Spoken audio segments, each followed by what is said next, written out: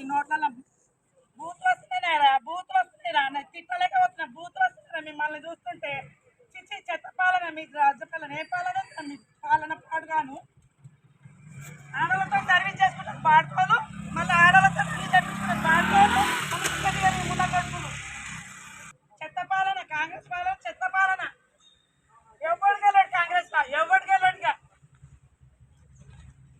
నాలుగో వాడ ఎవరు లేడు, ఇలా నాలుగో వాడ ఒకడు కూర్చోదంట.